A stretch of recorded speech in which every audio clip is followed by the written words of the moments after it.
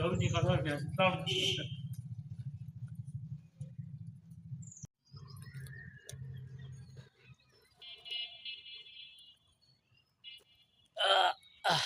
আসসালামু আলাইকুম। আসলাম একটা নতুন পেশায় যোগ দিলাম। তো ভালো একটু আপনাদের জানানো দরকার। মানে পেশা তো ধরেন এখন সব অনলাইন বিজনেস হয়ে গেছে। তা আমাদের পেশারাও ধরেন যে একটু অনলাইন ব্যবসা শুরু করতে যাচ্ছি। তা আপনাদের দোয়া তো দরকার, তাই না? ধরেন যে দেশের অশান্তি তো দূর করা আমার একার পক্ষে সম্ভব না। আর দেশের অশান্তি দূর করতে গেলে তো ধরেন যে আসলে অশান্তি যদি দূরই করতে হয়, তাহলে আমি অনেক চিন্তা ভাবনা করে দেখলাম যে তৃণমূল পর্যায় থেকে দূর করতে হবে। তো তৃণমূল পর্যায়ে বলতে ধরেন যে নিজের ঘরই তো তৃণমূল, তাই না?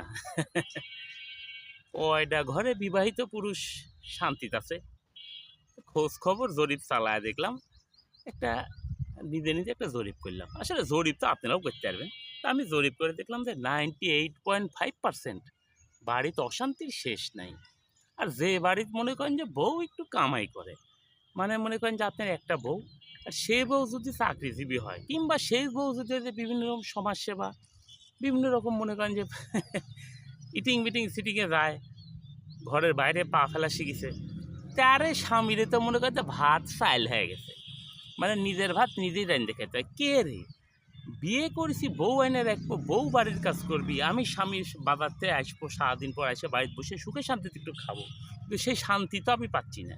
বা আমি আমার কথা করছি না, মানে আমি হচ্ছে দশের কথা করছি, মানে যে ঘরের তৃণমূল পর্যায়ের শান্তির কথা করছি। এই তৃণমূল পর্যায়ের এই তৃণমূল পর্যায়ের শান্তি রক্ষার জন্য মনে করেন আমি একটু উদ্যোগ নিয়েছি। উদ্যোগটা হচ্ছে ঘটকালির। ঘটকালি পেশা তো পুরানো, কিন্তু আমার ঘটকালির হবে আধুনিক।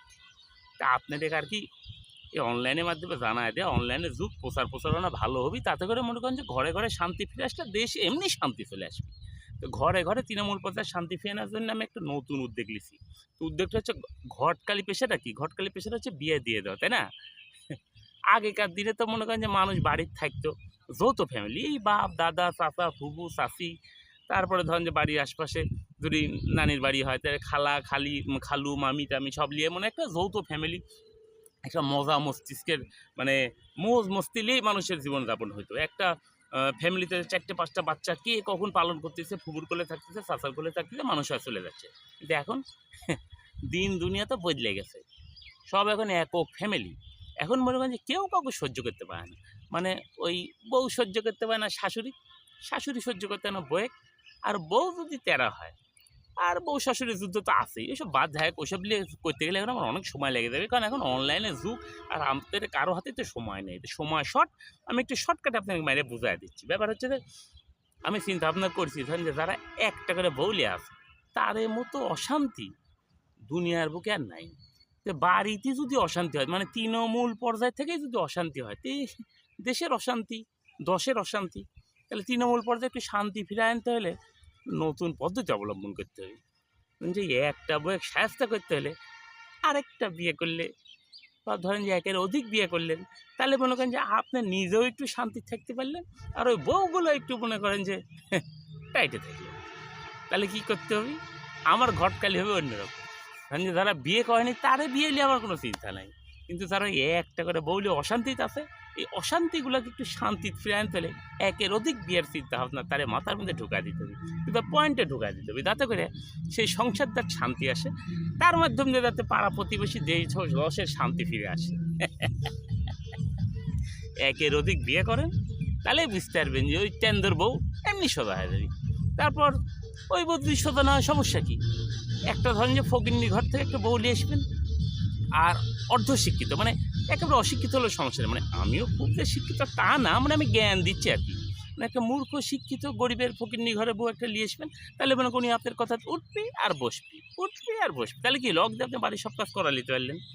আর একটা বউ যদি থাকে, ইচ্ছা হয় থাকলো, যদিও চাকরি করে করে আসার পর আরেকটা সতীনের সাথে ঘর করার ইচ্ছা হয় থাকলে থাকলো, না থাকলে নাই, চেঞ্জ করবেন, সংসারে শান্তি এমনি ফিরে আসবে। তা আমি থিওরিটা কাজে লাগানোর চেষ্টা করছি, আপনাদের দোয়াতে অলরেডি কাজে নেমে গেছি। এখন আপনাদের দোয়া দক্ষিণা থাকলে মনে করি এটা সাকসেস, এবং দেশ ও দশের উন্নতির জন্যে, শান্তির জন্যে পাশে থাকি। আমার পাশে আপনারা থাকেন, আর বুদ্ধিটা যদি আপনাদের ভালো লাগে তাহলে একটু মনে করেন যে 10 জনের মাধ্যমে জানা দিয়ে তারপর মনে করেন যে তৃণমূলের শান্তি, ঘরের শান্তি, পরের শান্তি, দেশের শান্তি।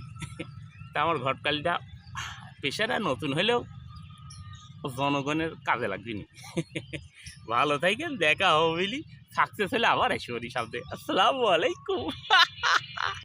তাহলে কথা ওটাই, একের অধিক বিয়ে করো, তৃণমূলের শান্তি বজায় রাখো। মানে তৃণমূল মানে ঘরের শান্তি বজায় রাখো।